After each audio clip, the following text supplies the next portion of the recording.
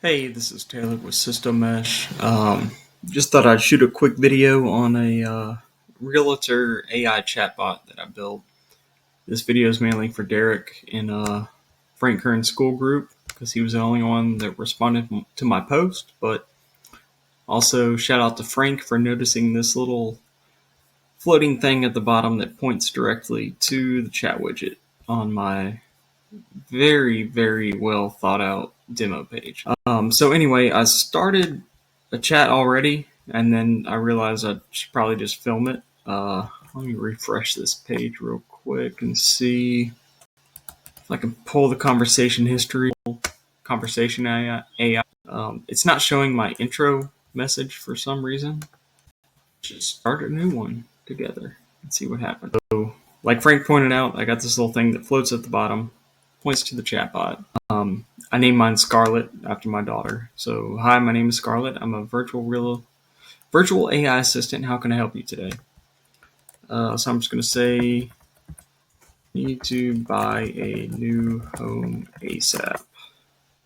And just give her a second. I can definitely help with that. Is there a certain area of Baton Rouge? That's where I'm located. So that's where this is geared towards. Obviously, you can tweak this for whatever city or location you're in.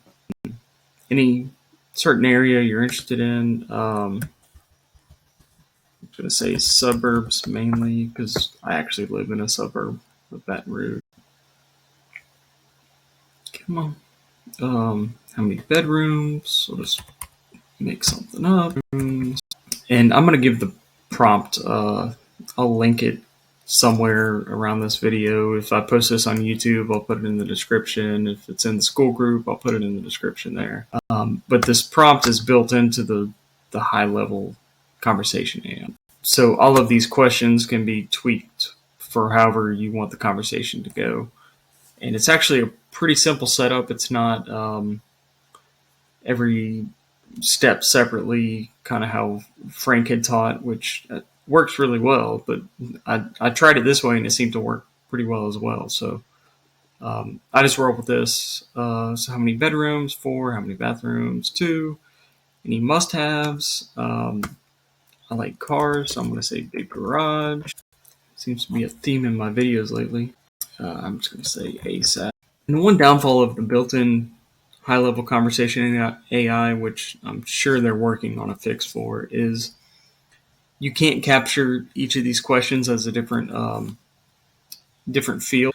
So third-party systems like ZappyChat, CloseBot, Consolidata, they can capture all of these responses as a custom field.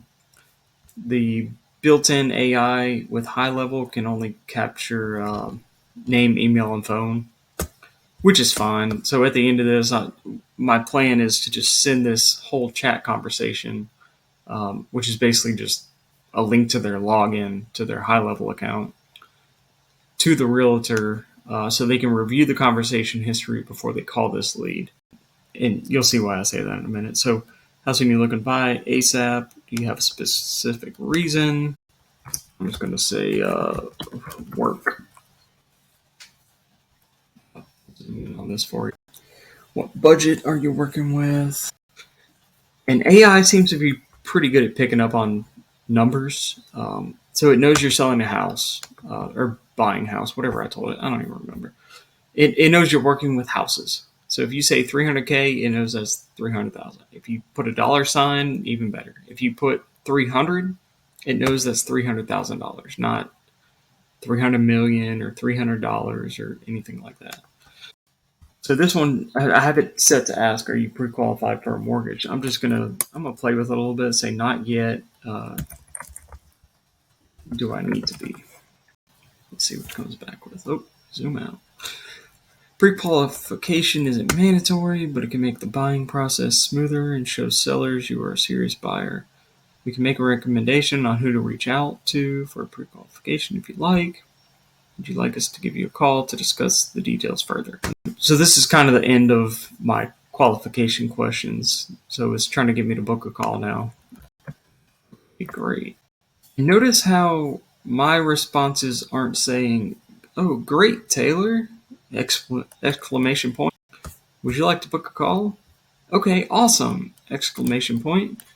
I think that's really annoying that most of these bots say all those exclamatory statements at the beginning. So I programmed that into this prompt to where it doesn't say my name all the time. I mean, it doesn't have my name yet, but it doesn't say my name all the time. It doesn't say thanks! Exclamation point. It doesn't say great, absolutely, all that crap that I see in these other bots.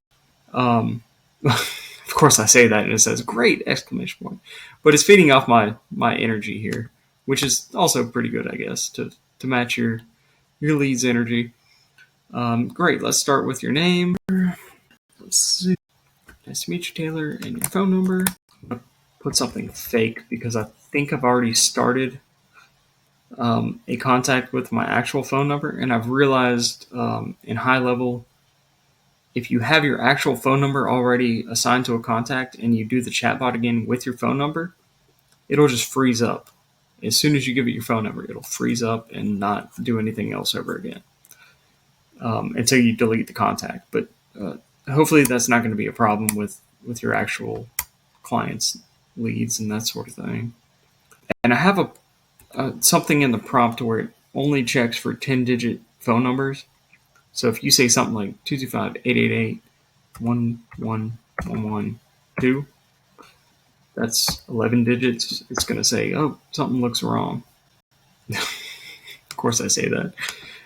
Okay, this prompt works better in an assistant through OpenAI than it does through high level, but let me go back to my high level account real quick and just see what it's actually putting into the phone number field. Because if you're manually checking this conversation anyway, you can probably look at this and say, oh, they mistyped it. We'll just try dialing it without the 2, or we'll try dialing it with 3 1s and a 2. Email address, the same thing. I put something in the prompt to check for improper emails. Someone say something like that. So let me go back over here real quick. We'll go to my realtor bot. Check the conversation history. Yeah, so it says that's not complete. Provide a full email address. So I'll say tcoffin3. This isn't my real email, by the way, so I'm not going to get anything if you send me something.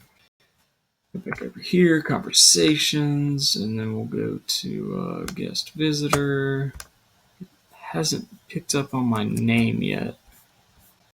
So High Level came out with an update where it checks for name. It fills in that field. But I've also heard some rumors through CloseBot that their live chat isn't working properly today. So hopefully that's what it is, but it's definitely not picking up on my name. Maybe it'll update it later in the conversation. I don't know. Let's see. So phone number, it didn't even put anything in. I don't know. Something wonky's going on. Usually it's better than this. So just use this video for a walkthrough and the prompt that I'm using, because previously it has worked fine. But let's see what happens. Thank you. What time of day works best for a call? Does tomorrow at 10 or Thursday at 2 work better for you? Let's do Thursday. So I have it in the prompt only offered 2 times. I don't like when it comes back. It's like, does tomorrow at 9 a.m. or 9:15 a.m. or 9:30 a.m. or 9:45 a.m. work better for you? So there we go. You probably heard my computer ding in the background. That was my appointment being set. So it knows just by saying Thursday. Great, you're booked for July 30th. Here's the email I got. Appointment has been scheduled. Realtor demo bot. New chatbot call requested Thursday, July 4th at 2 p.m. Obviously, this is a holiday. I don't have it marked on my calendar, but it'll check for actual calendar availability. And then this is something you can send to like your realtor client or anything like that. So that's pretty much how the realtor chatbot works. Obviously, this can work through SMS or WhatsApp or Facebook Messenger, whichever you want to do. I like setting it up on a chatbot to actually test it, because I've noticed if you use the let's see if it picked up my name real quick. It did not. That's annoying, but anyway, it's supposed to. Oh, I remember what I was going to say. If you go to the bot trial in Conversation AI, and you pretty much go through the same conversation I did, I already closed out of it. Hello, how can I assist you today? That's not actually what the bot's going to say live to a lead. So this bot trial kind of sucks. So I usually test it in the live chat instead, because the live chat will switch between general and appointment booking. This you have to pick one or the other, which dictates what it's going to say. No, that one's more in line with what I want it to say. And we'll see what it says. Yeah, so this one seems to go more off the general question bot than it does the appointment booking bot. If you say hi here, I pretty much have the same prompt in both of these. Yeah, well, of course now it's working. So, I don't know. Anyway, just know that this bot trial is kind of glitchy sometimes. So, and this time it picked up on this question. I actually have it in the prompt to ask who they're talking to after the first question. I've noticed with the built-in conversation AI, sometimes it'll do it, sometimes it won't. When I use the same exact prompt within a OpenAI assistant on the platform.openai.com account, it actually works really well in here. In the bot trial, it sucks, which I still have some concerns about the built-in high-level AI, but it's good enough if you have a clean snapshot that's only doing appointment settings, or if you set a new client up on this that's only doing their appointment settings. If you're trying to do a whole bunch of stuff for them, it's probably not the greatest thing ever. But I guess the next thing would be for me to just share my prompt with you. And I will, let me see, I'll start a new Google Sheet real quick and just load this in here and share it. So it's kind of the same prompt for both of these. I have a prompt I've been using, like I said, in the assistant. This is kind of split up differently. So I kind of split up my prompt to match how high level sets this up. But basically what it is, so the support, what do they call this? Support and general question and answer bot. Whoa, what was that? So the prompt for this section will be this. And I have a few custom values set up on the back end. So if you want to do it that way, just go set up custom values for the bot's name, the real estate company's name, that sort of thing. So this would actually be who is the bot section. I just want to differentiate this. I don't feel like messing with headers right now. So who is the bot? And then you have the goal. You can't change that currently. They're working on a custom goal feature, but you can't currently change that. So the next step will be anything else the bot should know. And then that prompt will be this. It'll be set up a custom value for the company name, or you can use the pre-built high-level company name. And this is how I worded it. It's a highly successful real estate agent in city. I set up a custom value for the city. You could probably just use customer, not city, I think is the other custom field for the customer city. Whichever way you want to do it. So there's a bunch of important prompts I put in here to try to tweak the bot to do what I wanted it to, because it wasn't listening to a lot of what I said. So that's what this is. I got these little red circles from some random person online that built prompts for bots, and it seemed to work for me, so I left them in. There's probably not much difference. You can delete them, keep them. I don't know. Test it. See what happens. I got some strict rules. So this is the general conversation bot. I don't put the qualifying questions in this one. More just tell it how to act when somebody converses with it. So the next prompt would be for the appointment booking. So let me put that in here real quick. You know what? Let me do this. Pageless view. If you don't know about this, it's awesome. So many people share Google Docs online these days. You don't need pages. Edit prompt. Who is the bot? Copy all this. And then I'll copy this. Put it under here. And then I'll paste that last thing. So it's basically the same prompt. But in the appointment booking section, I'm including some qualifying questions that I want the bot to confirm before it books an appointment. So that's what these are right here. So it'll ask, and some of this is a carryover from what I put up here in the support and general question and answer section. But you'll notice the main difference is this qualifying section, qualifying questions. And you noticed in my demo of the bot, it asked all of these. For the most part, the built-in conversation AI seems to be hit or miss on some things. So it didn't ask my name right up front, but it got some general information from me, some detailed stuff about the house I told it I wanted to buy or sell, whichever it was. So this is where I put the qualifying questions. It should ask most, if not all, of these. If it doesn't, you can probably come into here and add them separately in the conversation flow, how Frank teaches in the group. But mine seemed to work okay in my testing with just doing it this way. And it's a lot easier than putting everything separately. I got some more important stuff. I got some more random. There's some stuff in here that probably doesn't make much sense, which is probably a carryover from when I was helping a client set up a realtor bot. So like this always refer to the files I uploaded. You can probably delete that.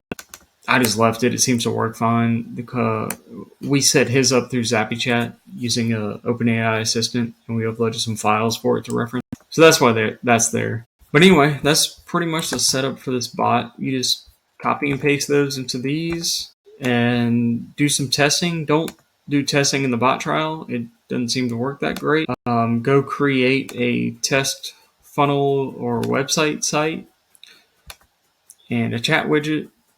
Which this is really cool that High Level just came out with multiple chat widgets. But anyway, go set up your chat widget. You can leave it default for testing. Just add it to your test funnel, and it could be as simple as creating a new blank funnel and just a blank page with the chatbot on it. So do the testing through there, and then tweak the prompt as needed in this conversation AI configure intent section. Which I just realized I had this. Oh. Nope, there it goes. I don't know what was happening. Anyway, select your calendar, and that's pretty much it. If you want to see how the prompt works through an actual OpenAI assistant and not through High Level, so this is based on Frank's landing page, but it's got the realtor call out up here, and then it's got this click the chat bubble for a custom realtor demo bot. So this chat bubble here is actually tied in directly to my AI assistant. It's not using High Level. So it'll say, "Hi, my name is Scarlett. I'm a virtual AI assistant. How can I help you today?" And it's going to ask me for my name. Who do I have the pleasure of speaking with today? Which is one of my gripes with the built-in High Level thing. It doesn't seem to follow prompts as well as others. Maybe if you put it in separately through this conversation flow, like how Frank teaches. So I don't know. Frank's the expert. Listen to him. My name is Taylor. So I didn't even spell my name right, but the way I have this one set up is tied in through a third-party system to put a live chat on your website, but there's no way to monitor this conversation. So I just did this for testing purposes, and it seems to be way better directly linked to my OpenAI assistant. But I don't know. Anyway, hopefully this helps. I'll go ahead and save this Google Doc and put it in the post, the YouTube video, wherever I end up putting this. And let me know if you got any questions, or if this helps you, or if you got any realtor friends that need some chatbots. So I'll show you the one real quick that I set up for a client using ZappyChat, which I don't need to show you. I already showed you this. It's basically works the same exact way as implementing with a AI assistant, but it'll capture custom fields. So you tell ZappyChat you want to use an OpenAI assistant. You link your assistant, and then you tell it if your lead says they're looking to sell their house, tag them as a seller. If they're looking to buy their house, tag them as a buyer. Or update a custom field as a buyer. Update a custom field as a seller. So every question this asks, you can update a custom field in high level, which is really nice, especially if you're sending your clients like a summary of how the conversation went afterwards. You can say, hey, here's the data we collected on this lead from your website chat. He's a buyer. He wants a 4-bedroom house, 3-bath. He's already pre-qualified. You don't even need to sell his current home first, whatever it may be. So that's why I like ZappyChat and not the built-in AI. But for what Frank teaches in the school group, the built-in AI is probably fine. I use it on my own website, mainly just for testing purposes, but it seems to be 70% there, maybe. We'll see. I know it's getting there. They're working on stuff constantly, so it's just a matter of time. And once it gets there, we will be making some more money, I guess. So, all right, I'm rambling on. Hope that helps. Thanks.